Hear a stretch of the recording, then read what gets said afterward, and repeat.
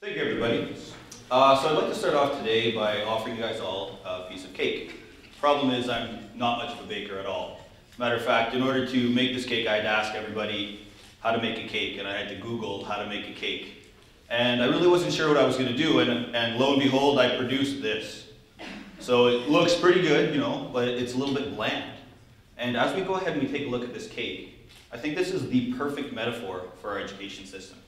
Problem is, if I were to invite you guys over and actually offer this cake, it'd be one of three things that would happen. First, people who love cake, doesn't matter what kind of cake it is, they'd be like, slice it up and serve it up, I want some cake. The second one would be, well, I don't want to be rude, so I'm going to take a little bit of this cake, and I'm going to eat a bit of it, and I'm going to pretend that I'm full, and, I'll push that plate away. Then the third one would be, not going to eat that cake, I'm full already, thanks very much. Now, the cool part about education is that I used to love it. That's me, 4 years old, waiting 25 minutes for my bus to junior kindergarten. And I would not get off that chair. And as I looked and as I waited, I just could not wait to get to that school. If Barney the Dinosaur, Sesame Street taught me anything, is that school is going to be the most amazing place ever. Problem was, they didn't teach me how to ride the bus. So I got to the wrong school, I cried a lot, and I accidentally started my dad's baseball card addiction. But when that was all said and done, I actually got to school. And I'm going to tell you that school was amazing for me. I got to play, I got to run around, I made friends. School was one of the best things that I've ever had happen to me. Problem was, it didn't stay that way. Now, I'm not showing you my school photos for every year of my school to see that I've actually not changed my hairstyle for my entire life. But I'm actually showing it to you because you can actually see in that photograph set when I really dropped off my interest of education. It's actually right there in grade 6. You can see I go from smiling to bleh. And that was because that's when school started to get boring. That's when I started to realize that the play and the emphasis of creating and doing was gone, and it was more about the piling on of work. It was more about do this and do this and do this, but I couldn't figure out why I was doing it. It didn't make any sense to me. I wasn't explained, well, how is this relevant to my life? Those common questions. Why am I doing this? Why do I need to learn about this? And it got really, really boring. And I fell out of love with school. And I think that that's kind of a heartbreaking story that we go through in education all the time. We start off so excited, and we eventually lose our interest. So I started getting into sports. Sports were my way to get out all of the pent-up energy that I actually never got to get out in that classroom. I was always the fidgety, why are you moving around in class? Sit down, be quiet. And I hated that. That is not who I was as a person. The reason I use this photo is because 2 weeks after this photo was taken was one of the biggest moments of my life. I tore my ACL. How fantastic. Now this was a problem because 2 weeks as I tore my ACL was the day that the scouts were coming to potentially sign a pre-recruitment offer for football. So I had a career goal of being a professional athlete, and in a matter of one split-second decision, it was gone. That's when I started working pretty closely with this teacher. This is one of the icons to me in my educational career. His name is Hebert. Ironically enough, he actually grew up with my mom. They were neighbors. He ended up being my phys ed teacher. And after I ended up injuring myself, I was in his phys ed class, and he told me, you know what, I'm not going to have you do all the meaningless things that we have injured people do in phys ed. I'm going to allow the office to drop you out of this course, and I want you to go into peer mentoring. I said, why? I don't know anything about peer mentoring. And he looked at me and said, you're really good with people, and your coach always praise you, and they always say that you are a great leader. And those are qualities that we can see in an educator. So I want you to go ahead and I want you to get into peer tutoring. So I decided, why not? I'm going to get into peer tutoring. And all of a sudden I was peer tutoring at 17 years old, computer science and JavaScript coding. And all of a sudden, I thought what he was trying to teach me was that learning is fun. But I realized that this guy was pretty crafty. And as I went on further in my career, I realized that he was actually setting me up for something. So as I got into coaching, I apparently got pretty good at it. I was known for coaching soccer, and I was known for coaching football. And as I got deeper and deeper into this, people started to recognize my name, and they started saying, oh, you're the coach that does the fun stuff. You don't yell at kids, you're always about positivity, you're always about praise. And I said, I guess so. I have no idea what people are saying about me. And it turns out that what he did, this Mr. Briscoe, this phys ed teacher did, was tell me that I was good at bringing fun into learning. It it's not that learning was fun, it's that I had apparently this ability to bring fun into learning. So why does that bring me here? It brings me here because of this sentence. I decided to become a teacher. And when I decided to become a teacher, I went into my first practicum, and it was grade 10 English. And the grade 10 English at this time period when I was there was learning about Shakespeare, and they could care less about it. And they were like, all right, go ahead, make them like Shakespeare. And I was like, okay. So I started thinking about the abilities of play. And I started playing games, and I started pulling out information from these people, these students, about why they did not like Shakespeare. And it turned out to be pretty valuable because then I could tailor my lessons to make it relevant to them. The problem is, and this is one of my more iconic moments in my life, is my host teacher at the end of my practicum sat me down and told me that I would fail as a teacher.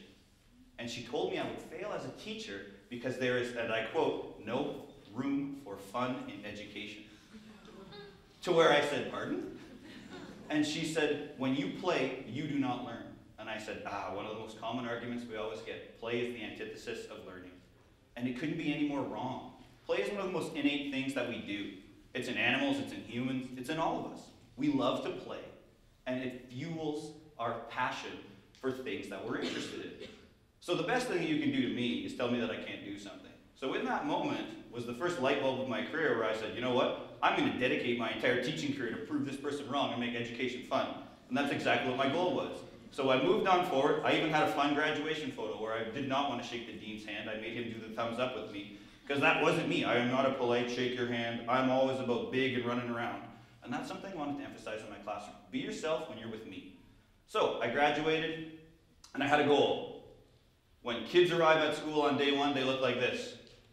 But on day 2, they look like this. So the problem is, I wanted to make sure that any class I taught did not end up like this. Because, as John Dewey said, a completely internationally recognized education reformer, in 1916, warned us that if we teach today as we taught yesterday, that we will in fact rob students of tomorrow. So my goal was to not do everything that was taught to me in education school. My goal was to do probably the complete opposite of that. So I went in, and it's almost as if God was listening to me, and he said, you know what, I'm going to let you put your money where your mouth is. I got hired to move from Sudbury, Ontario, where I grew up, to Calgary, Alberta, and my first placement, or my first job, was to revamp a physical education program where kids didn't find it relevant. In kindergarten to grade 4. What kindergarten to grade 4 kid does not find phys ed relevant? So it was almost like I was being told, you know what, you want an emphasis on play? Here you go. So I came in with tons of awesome ideas. And this is light bulb number 2 in my career. I realized that risk-taking and showing kids that it's okay to fail as the teacher stems growth and creativity in them because they realize that if you're going to go put yourself on a limb, then they'll do the same thing. So even though my ideas look like this in my head, they often came out like this. And the problem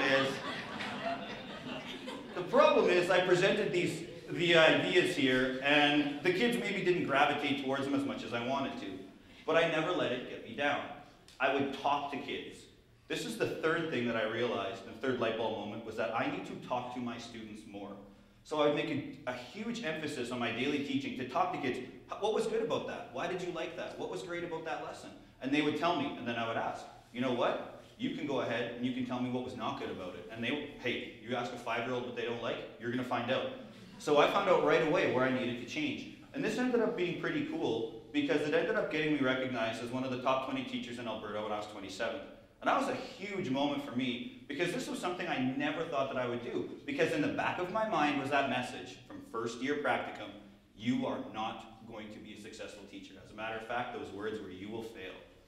So all of a sudden, my career took a very drastic turn.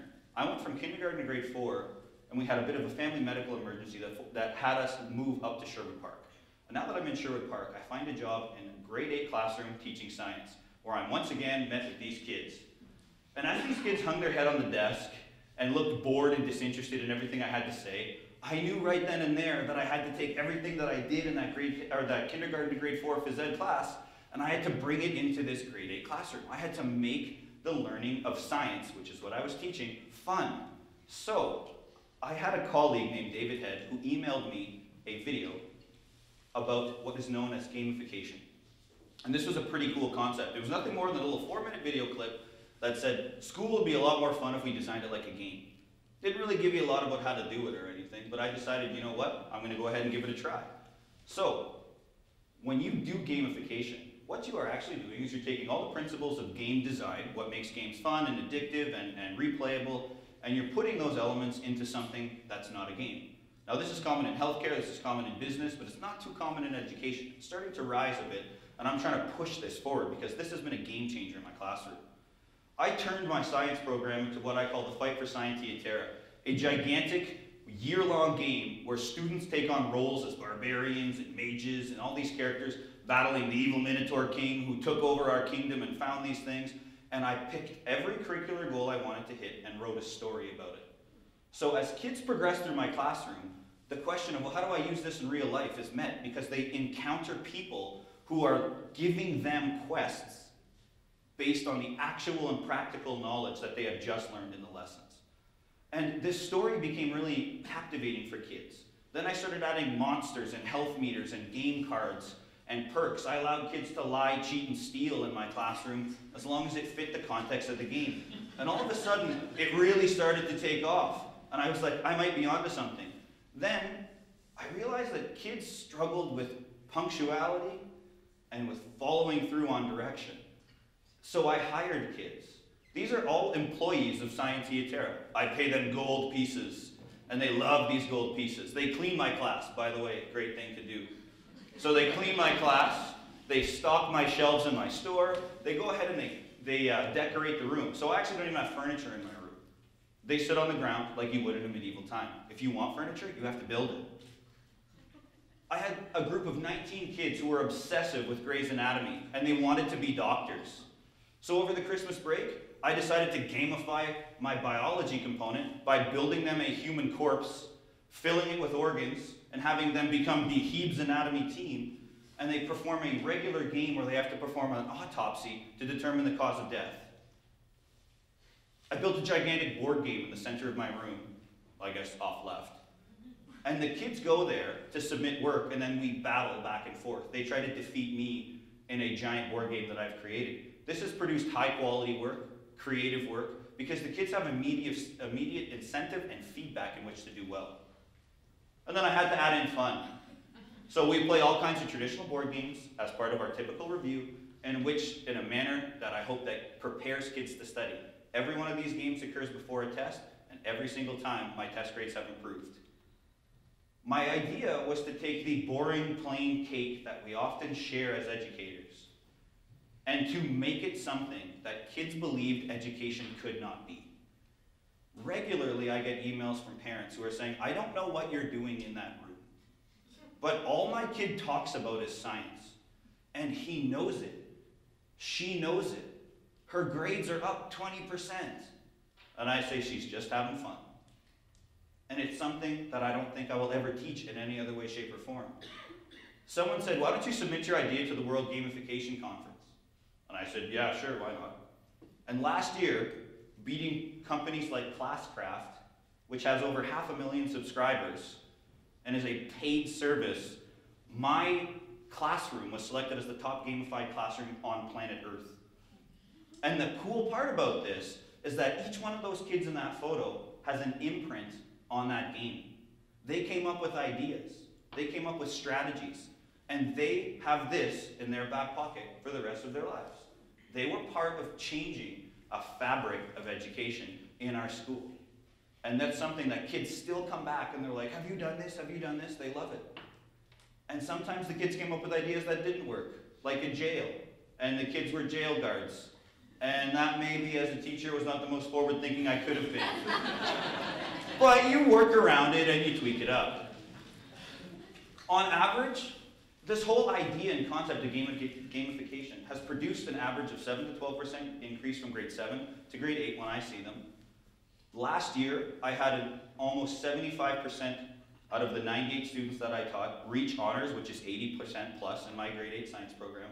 And at the end of their final exam, I had students write me a report card, because I believe as an educator, if you can write a report card for a student, they can sure as heck write a report card for you. So they wrote me a report card, and every single one of them, all 98 students, said, you better continue gamification because it is something that I will never forget. So what's my dream of education? What's the big idea? Big idea is that I hope one day that in all classrooms, kids can have their cake and eat it too.